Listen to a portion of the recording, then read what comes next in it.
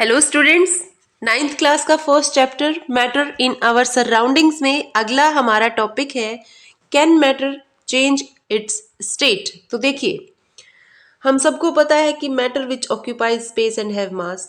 हम सबको पता है कि उसकी तीन स्टेट होती हैं, सॉलिड, लिक्विड एंड गैस। ठीक है, तो सॉलिड, लिक्विड और गैसियस अवस्था में जो भी मैटर है, क्या वो अपनी स्टेट को चेंज कर सकता है? मतलब कि अगर सॉलिड फॉर्म में है तो क्या वो लिक्विड में या गैसियस में बदल सकता है? अगर लिक्विड फॉर्म में है तो क्या वो सॉलिड में या गैसियस में चेंज हो सकता है? और अगर गैसियस में है तो लिक्विड में या सॉलिड में कन्वर्जन हो सकती है या नहीं? ठीक है, तो यही है हमारा topic, can matter change its state. ठीक है, इतना समझने के बाद हम आगे चलते हैं।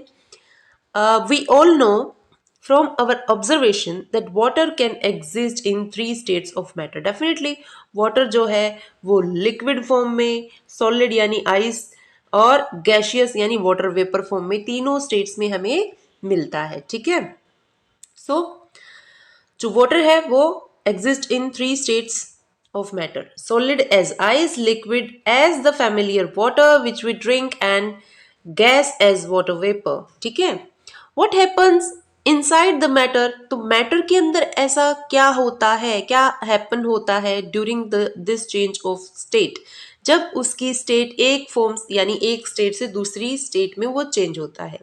यानी वाटर जो लिक्विड है, ठीक है, जब वो आइस में चेंज होता है तो उसके पार्टिकल्स में क्या चेंज आता है? ठीक है, okay, how does this change of state take place, और ये चेंज कैसे आता है? We need answers to these questions, isn't it? तो हमको डेफिनेटली इन क्वेश्चंस का आंसर चाहिए। तो effect of change of temperature, सबसे पहले हम देखेंगे कि टेम्परेचर यानी तापमान का क्या इफेक्ट होता है। अगर तापमान को हम यानी टेम्परेचर को हम वेरी करवाते हैं, चेंज करवाते हैं, घटाते या बढ़ाते हैं, तो क्या इफेक्ट आता है? ठीक है, तो इसमें सबसे पहले इन्होंने बोला है कि चलिए एक्टिविटी 1.12 करके देखते हैं। और आपको क्या लेना है? आपको लेना है एक बीकर। कितना? ओके, ये बीकर हमने ले लिया और उसके अंदर हमने क्या रखना है? 150 ग्राम आइस रखनी है। ठीक है, तो हम यहाँ पे आइस रख देते हैं। कितनी? 150 ग्राम। ठीक है, रख ली। उसके बाद सस्पेंड लेबोरेटरी थर्मामीटर, यहाँ पे लेबोरेटरी थर्मामीटर, देखिए दो तरह का होता है थर्मामीटर, क्लिनिकल और लेबोरेटरी। ठीक है, तो जो लेबोरेटरी थर्मामीटर है इनकी रीडिंग्स वेरी वेरी करती हैं, तो ये हम यहाँ पे पुट इन कर देंगे बीकर में।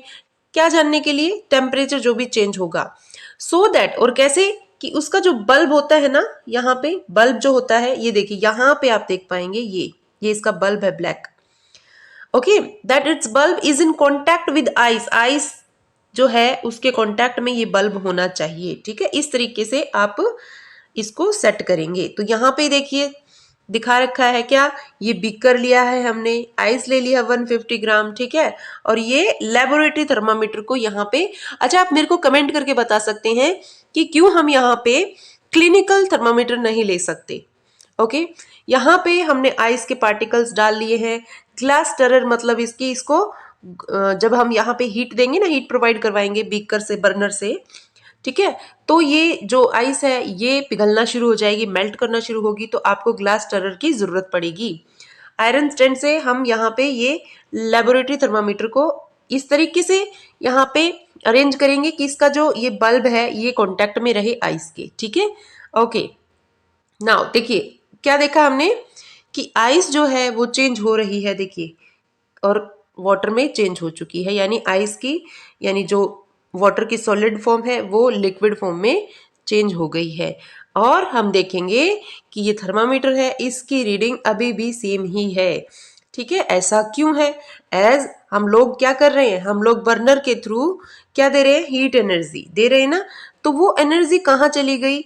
वो जो थर्मामीटर की रीडिंग है वो वेरी क्यों नहीं की? ठीक है, तो इसका आंसर हम देख लेंगे। तो यहाँ पे लिखा गया है conversion of ice to water, conversion of water to water vapour. उसके बाद हम देखेंगे कि ये जो वाटर है उसको हम जब हीट करते जाएंगे तब जो है ये लिक्विड से गैशियस फॉर्म यानी वाटर वेपर की फॉर्म में भी चेंज हो जाएगा, तब थर्मामीटर की रीडिंग पे क्या फर्क पड़ेगा। ठीक है, तो देखिए चलो शुरू करते हैं इसको। Start heating the beaker on a low flame. धीमी धीमी आंच पे आप क्या करेंगे कि उस बीकर को आप गर्म करना स्टार्ट करेंगे जिसमें आइस है, ठीक है। Note the temperature when the ice starts melting. आपने क्या किया था, यहाँ पे लैब थर्मामीटर को ऐसे रखा हुआ था ना, तो आप रीडिंग नोट कीजिए इस पे, ठीक है। जब आइस ने स्टार्ट कर दिया है मेल्ट होना तब। Note the temperature when all the ice is converted into water. और जब पूरी की पूरी आइस जो है वाटर में चेंज हो गई है तभी भी रीडिंग नोट कीजिए। रिकॉर्ड योर ऑब्जर्वेशन, दोनों रीडिंग्स के ऑब्जर्वेशंस रिकॉर्ड करके रखिए for this conversion of solid to liquid state. अब क्या करना है, now put a glass rod in the beaker, ठीक है। एक कांच की एक रोड किस लिए, इसको हिलाने के लिए पूरे सोल्यूशन को, ठीक है। And heat while stirring till the water starts boiling. आप धीरे धीरे करके वाटर को बॉईल करना शुरू करना है। हम सबको पता है कि वाटर का जो बॉइलिंग टेम्परेचर होता है वो होता है 100 डिग्री सेंटीग्रेड, ठीक है। Okay, keep a careful eye on the thermometer reading till most of the water has vaporised. मतलब तकरीबन सारा का सारा पानी वेपोराइज होके गैशियस फॉर्म में चेंज ना हो जाए तब तक आपको थर्मामीटर की रीडिंग्स को नोट करते रहना है। रिकॉर्ड योर ऑब्जर्वेशन, अभी इसके लिए भी अपनी ऑब्जर्वेशंस को रिकॉर्ड कीजिए, ठीक है। Of water in the liquid, कि वाटर जो है लिक्विड से गैशियस स्टेट में कैसे चेंज हुआ, थर्मामीटर पे क्या क्या इफेक्ट आया, तो हम इसको अभी समझेंगे। On increasing the temperature of solids, solids यानी यहाँ पे हम आइस की बात कर रहे हैं, ठीक है।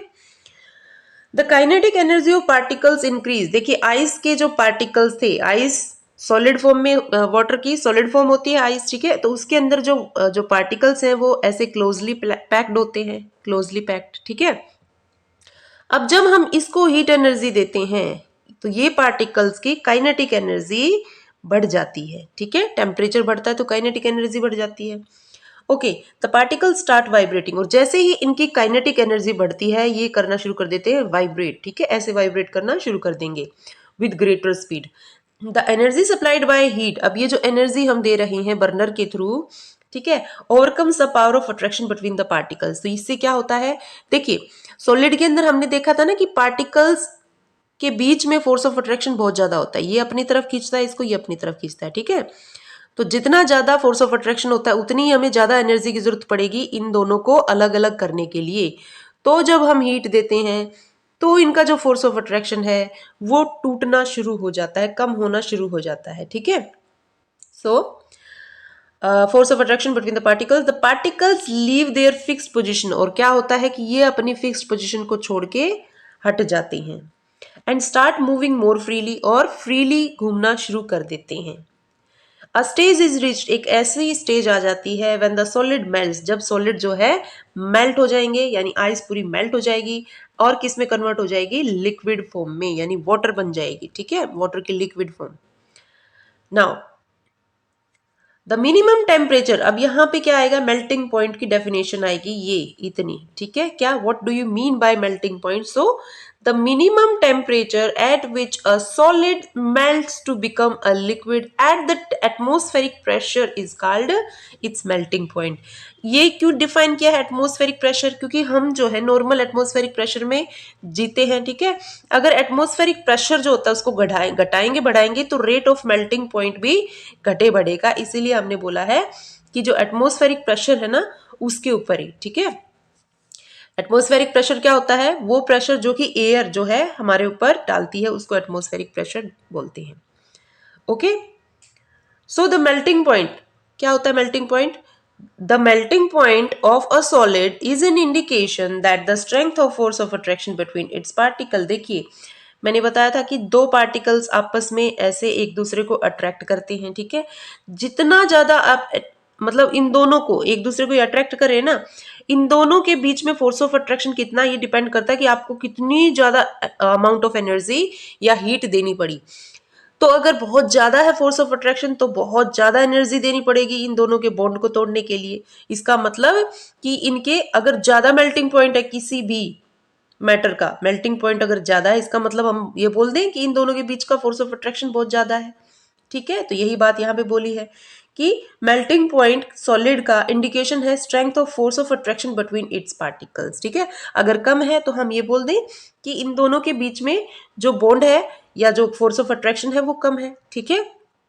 Now the melting point of ice देखिए बहुत इंपॉर्टेंट है यहाँ पे, मेल्टिंग पॉइंट ऑफ आइस कितना होता है 0 डिग्री सेंटीग्रेड, ठीक है। और अगर केल्विन में बोलेंगे, सेंटीग्रेड में तो 0 डिग्री, केल्विन में बोलेंगे तो बोलेंगे 273.15 केल्विन। जैसा कि यहाँ पे नोट में भी दे रखा है कि केल्विन जो होती है ना वो टेम्परेचर की SI यूनिट होती है, और 0 डिग्री सेंटीग्रेड किसके बराबर होता है, कितने केल्विन के, तो 273.15 केल्विन, ठीक है। तो 0 डिग्री सेंटीग्रेड क्या है, मेल्टिंग पॉइंट है आइस का। यानी केल्विन में अगर आपसे पूछ ले क्वेश्चन कि केल्विन में बताइए मेल्टिंग पॉइंट ऑफ आइस, तो यू कैन इजीली आंसर, ठीक है। तो नॉर्मली हम 0.15 को अवॉइड कर लेते हैं और ले लेते हैं 273 kelvin after rounding off the decimal, ठीक है। To change a temperature on the Kelvin scale to Celsius scale, you have to subtract 273 from given temperature, ठीक है। मतलब क्या है कि ये बोल दे कि भैया 273 केल्विन है क्या, मेल्टिंग पॉइंट आइस का, तो इसको आप सेल्सियस में चेंज कीजिए। तो हम क्या करेंगे, 273 सब्सट्रैक्ट कर देंगे, किस में से, गिवन टेम्परेचर में से, ठीक है। To Kelvin scale to Celsius, you have to subtract 273 from the given temperature. And to convert a temperature on the Celsius scale, तब क्या करेंगे, Kelvin scale you have to add 273 to the, तो अगर अभी तो हमने केल्विन को Celsius में, अगर सेल्सियस से केल्विन में जाना है, केल्विन में जाना है तो क्या करेंगे, जो भी आपका सेल्सियस में, मान लो 5 डिग्री सेंटीग्रेड है, ठीक है। अब इसको केल्विन में चेंज करना है तो कुछ नहीं करना, 5 डिग्री सेंटीग्रेड में ऐड कर देना है क्या, 273, ठीक है। तो आपका केल्विन में आ जाएगा कितना, 278 केल्विन, ठीक है। तो 5 डिग्री सेंटीग्रेड को हम 278 केल्विन बोल सकते हैं, ओके। तो ये है कन्वर्जन ऑफ केल्विन का सेल्सियस में और सेल्सियस का केल्विन में। Alright, so melting point of ice हम लोग जान चुके हैं, अगर सेल्सियस में है तो 0 डिग्री और अगर केल्विन में है तो 273.15 kelvin. The process of melting, melting की process that is change of solid, क्या होता है उसमें, सॉलिड जो होता है वो चेंज हो जाता है लिक्विड स्टेट में, is also known as fusion, बहुत इंपॉर्टेंट, ठीक है। तो melting, the process of melting, melting को हम क्या बोल सकते हैं, फ्यूजन बोल सकते हैं, मेल्टिंग को हम फ्यूजन भी बोल सकते हैं, ठीक है। यानी सॉलिड किस में चेंज हो जाएगा, सॉलिड चेंज हो जाएगा लिक्विड में, okay. So when a solid melts, जब एक सॉलिड पिघलता है, its temperature remains the same, so where does the heat energy go. तो मैंने बताया था ना आपको कि हमने बीकर के अंदर आइस ली, ठीक है, उसके नीचे हमने बर्नर सेट किया, तो ये बीकर था हमारा जिसमें हमने आइस ली, जिसमें हमने थर्मामीटर लगा दिया ऐसे, ठीक है, और यहाँ पे हमने फ्लेम जलानी शुरू कर दी थी। तो हमने देखा कि काफी टाइम हो गया है, ठीक है, अभी जो आइस जो है वो थोड़ी सी बची हुई है पिघलनी, हम कॉन्स्टेंटली यहाँ पे हीट उसको प्रोवाइड करवा रहे हैं, लेकिन थर्मामीटर पे रीडिंग जो है ना वो अभी भी 0 डिग्री सेल्सियस या यूं कहें 273 केल्विन ही आ रही है। रीजन, तो इसका मतलब क्या है कि ये जो हीट हम प्रोवाइड करवा रहे हैं ये आखिर जा कहाँ रही है, जा तो इसी में रही है ना, तो वो दिख क्यों नहीं रही है थर्मामीटर पे। तो ये जो हीट होती है ये होती है छिपी हुई हीट, जिसको हम बोलते हैं, छिपी हुई का मतलब होता है लेटेंट, ठीक है, लेटेंट का मतलब होता है हिडन, छिपी हुई, और यह है लेटेंट हीट, ओके। तो आपका आंसर आ जाएगा यहाँ पे कि when a solid melts its temperature remains the same, so where does the heat energy go? You must have observed, आप लोगों ने देखा होगा during the experiment of melting, जब हम आइस को मेल्ट कर रहे थे, that the temperature of the system does not change after the melting point is reached, ठीक है, till all the ice melt, जब तक कि पूरी आइस नहीं पिघलती है तब तक थर्मामीटर पे 0 डिग्री सेल्सियस की ही रीडिंग आती रहेगी। This happens even though we continue to heat the beaker, ठीक है, that is we continue to supply heat, हम हीट कंटिन्यूसली सप्लाई कर रहे हैं। This heats gets used up, अब ये जो हीट है ये कहाँ यूज हो रही है, वो चेंज करने में यूज हो रही है स्टेट को, ठीक है, स्टेट को, क्या, सॉलिड से liquid state, okay, by overcoming the forces of attraction between the particles। क्या करने में चेंज हो रही है, वो जो सॉलिड के पार्टिकल्स ऐसे ऐसे होते हैं ना, बिल्कुल क्लोजली पैक्ड होते हैं, उनके फोर्स ऑफ अट्रैक्शन को तोड़ने के लिए ये जो हम बीकर से हीट प्रोवाइड करवा रहे हैं वो यूज होती है, okay. As this heat energy is absorbed by ice without showing any rise in temperature, लेकिन थर्मामीटर पे जो रीडिंग होती है वो चेंज नहीं होती, ठीक है, टेम्परेचर की राइज नहीं दिखाई जाती, it is considered that it gets hidden, तो ये माना जाता है कि वो जो हीट है वो हिडन है क्योंकि वो इन पार्टिकल्स के आपस का फोर्स ऑफ अट्रैक्शन तोड़ने में यूज हो रही है। ठीक है, यानी एक स्टेट से दूसरी स्टेट में मैटर को चेंज करने में यूज हो रही है। I hope we are clear. So it is considered that it gets hidden into the contents of the beaker. Beaker में क्या कंटेंट है भाई? आइस है, आइस है। ठीक है, तो आइस के पार्टिकल्स में हिडन है and is known as the latent heat, यानी छिपी हुई heat. The word latent means hidden, ये मैं बता चुकी हूं। Amount of heat energy that is required to change 1 kg of a solid into liquid at atmospheric pressure at its melting point is known as the latent heat of fusion. तो यहाँ पे आपकी definition आ जाएगी। क्या आपसे question पूछ लिया जाए what do you mean by latent heat of fusion, तो आप क्या बताएंगे? This is the amount of heat energy required to change 1 kg, यानी आपने अगर 1 kg सॉलिड आइस ली है, आइस तो खैर सॉलिड ही होती है, तो 1 kg सॉलिड लिया है तो उसको एटमॉस्फेरिक प्रेशर में ही, जिस प्रेशर में अभी हम रह रहे हैं उसको बोलेंगे एटमॉस्फेरिक प्रेशर। इसमें अगर जब ये लिक्विड में चेंज होती है यानी पानी में चेंज होती है, ठीक है, अपने मेल्टिंग पॉइंट पे, तो इसको बोला जाता है लेटेंट हीट ऑफ फ्यूजन। ठीक है, ओके, तो समझ में आ गया इतना? So particles in water at 0 degree Celsius have more energy as compared, और melting point of water ice क्या होता है भाई? वो भी 0 डिग्री सेल्सियस होता है, वो पिघलना शुरू करती है।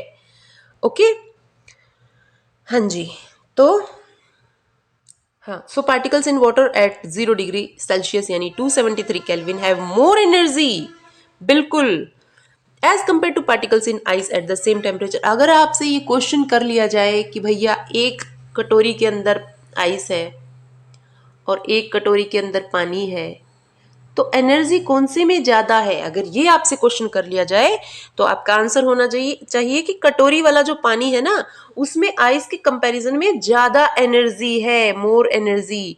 रीजन क्या है बेटा? कि जो आइस है उसको पिघलाने के लिए तो एनर्जी इसको दी गई है ना, ठीक है, तो जो एनर्जी लेके ये वाटर में चेंज हुआ है लिक्विड फॉर्म में, तो डेफिनेटली वाटर के अंदर ज्यादा एनर्जी होती है as compare to ice. Clear? ऐसा ही एक मिलता जुलता क्वेश्चन आपसे पूछ सकते हैं और वो क्वेश्चन ये होगा कि आपका हाथ ऐसा होना नहीं चाहिए कि आपका हाथ जल जाए, बट ठीक है, देखिए आपका हाथ जो है, एक तो आपको हाथ के ऊपर उबलता पानी गिर जाए, ठीक है, बॉइलिंग वाटर, और एक जो होती है स्टीम, होती है ना स्टीम, भाप, भाप मतलब वेपर्स, यानी पतीले के अंदर जो पानी है उसको हम फ्लेम से एनर्जी दे रहे हैं और वो गैशियस फॉर्म में चेंज हो रहा है। एक तो इससे हाथ जले और एक आपका उबलते हुए पानी से हाथ जले, तो किसमें पेन ज्यादा होता है? तो वहां पे भी सेम चीज है जो हमने आइस और वाटर के अंदर बोला ना कि एनर्जी किसमें ज्यादा होती है, तो सेम चीज यहाँ पे देखिए, ये जो वाटर है बेटा इसको वेपर्स में चेंज करने के लिए ज्यादा एनर्जी चाहिए, ठीक है, यानी जो स्टीम यानी वेपर्स जो होती है ना उसमें ज्यादा एनर्जी है as compare to this boiling water. ठीक है, वाटर बॉयल करना शुरू करता है 100 डिग्री सेंटीग्रेड पे, तो वेपर्स के अंदर ज्यादा एनर्जी है। सेम चीज यहां देखेंगे हम अगले एक्सपेरिमेंट में।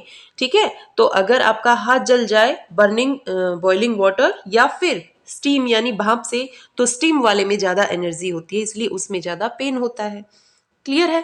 देखिए यहाँ पे When we supply heat energy to water, जब हम पानी को हीट एनर्जी देते हैं, अब पानी के पार्टिकल्स देखिए, सॉलिड जब हमने आइस ली थी ना तो पार्टिकल्स हमने ऐसे ऐसे बनाए थे, ठीक है, फिर जब हमने हीट दी तो इनकी काइनेटिक एनर्जी जो बढ़ गई, ये अपनी फिक्स पोजीशन को छोड़ के फ्रीली मूव करने लग गए। ठीक है, तो ये लिक्विड फॉर्म में आ गए, ऐसे लिक्विड फॉर्म में।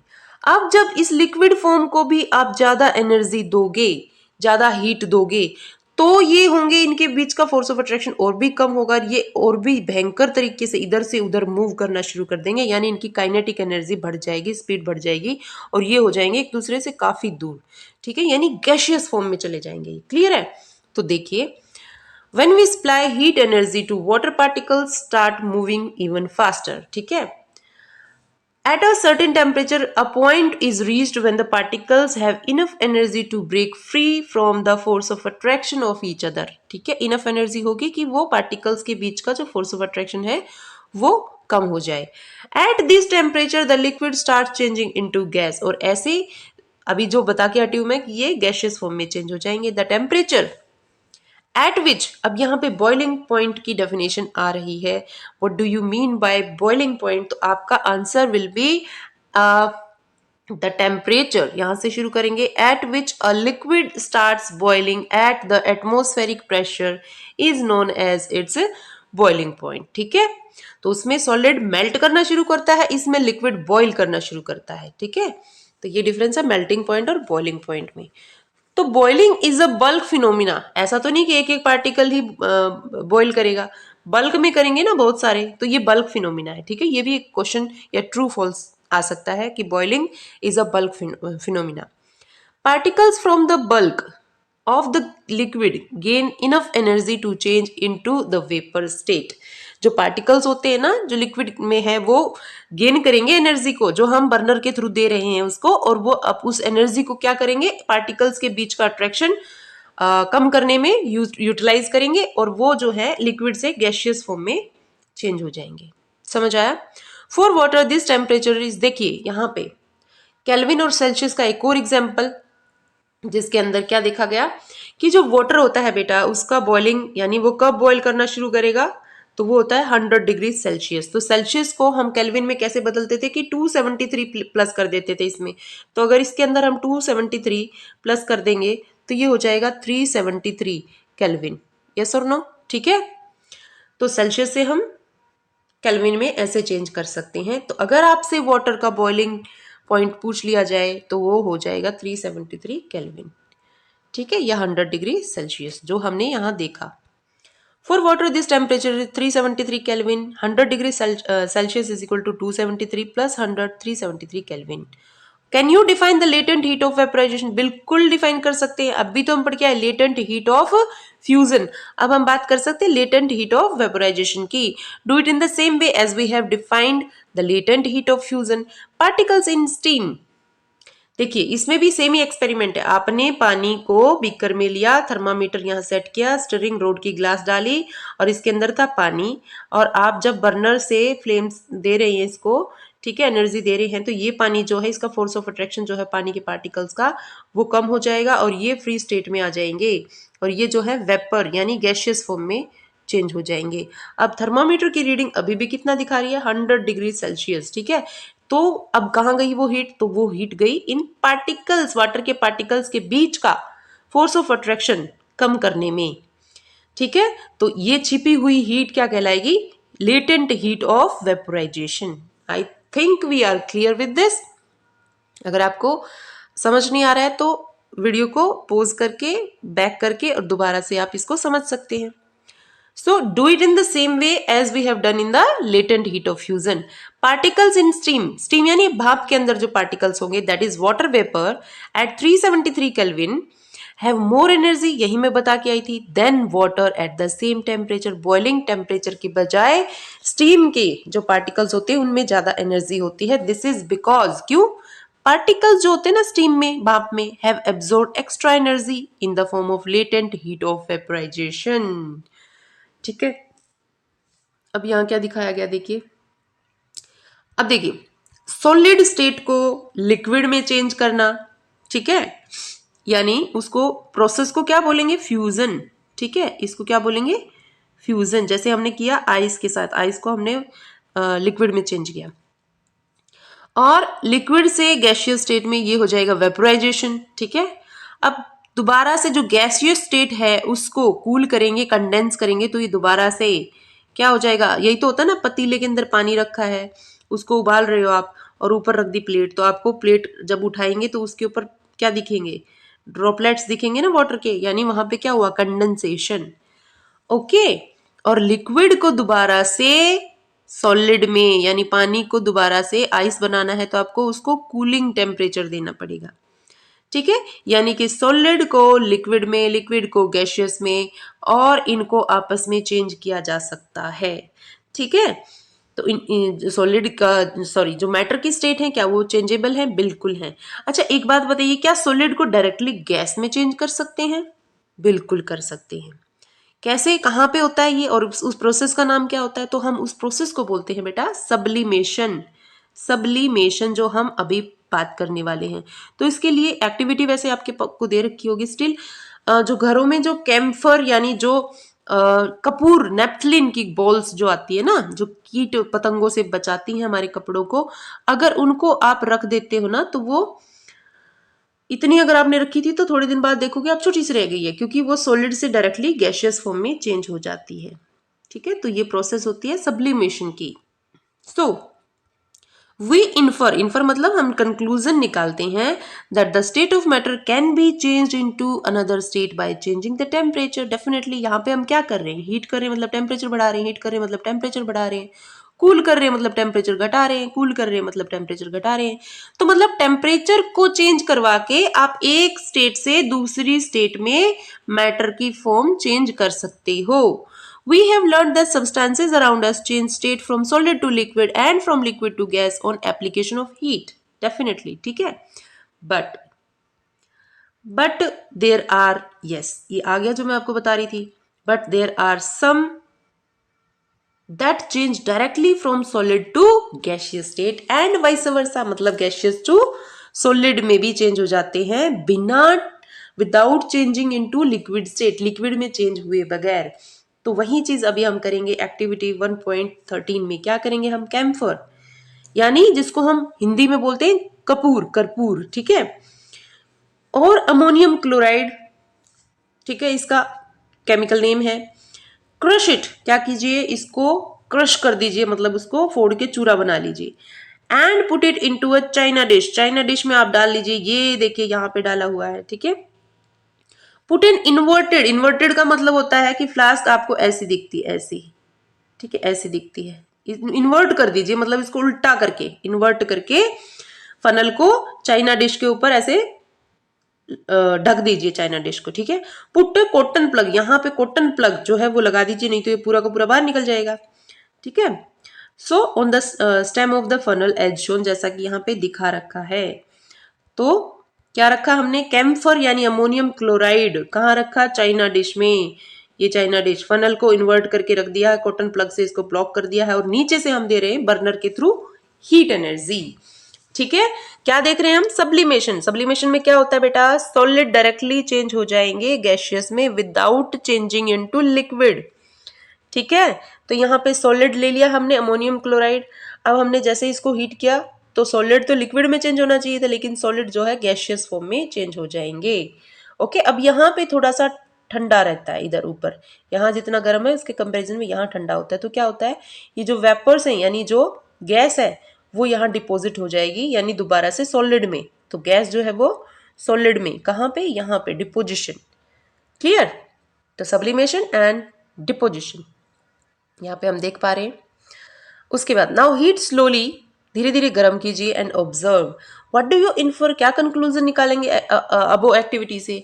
सो a change of state directly from solid to gas, important है, without changing into liquid state is called sublimation. तो सब्लिमेशन की डेफिनेशन आ गई कि भैया ये चेंज ऑफ स्टेट है, डायरेक्टली सॉलिड से गैस में बदलना without changing into liquid state is called sublimation, ठीक है। And the direct change of gas to solid, यहां देखिए ऊपर मैंने दिखाया था ना चाइना डिश में, ये देखिए यहाँ पे देख रहे हो, ये जो गैस थी ना यहाँ से जो गई है वो यहाँ पे आके डिपॉजिट हो गई है, ठीक है, यानी सॉलिड फॉर्म में आ गई है। सो देखिए उसको क्या बोलेंगे? डिपोजिशन। सो डिपोजिशन की भी आपसे क्या पूछ लेंगे? डेफिनेशन। तो आपको क्या लिखना है? Direct change of gas to solid without changing into liquid is called deposition. Okay, तो सब्लिमेशन का एंटी हो गया है डिपोजिशन। सब्लिमेशन में बेटा क्या होता है? सब्लिमेशन में होता है कि जो सॉलिड है वो चेंज होता है गैशियस में, और डिपोजिशन में क्या होता है? उल्टा हो जाएगा, गैशियस जो है वो सॉलिड में चेंज हो जाएगा, ठीक है। तो ये दोनों एक दूसरे के डिपोजिशन एंटी होते हैं। ओके, नाउ हमने क्या पढ़ा? Effect of temperature in changing, क्या चेंज करने में? स्टेट ऑफ मैटर, ठीक है। अगली वीडियो में हम करेंगे effect of change of pressure. Okay, so till then bye bye, take care.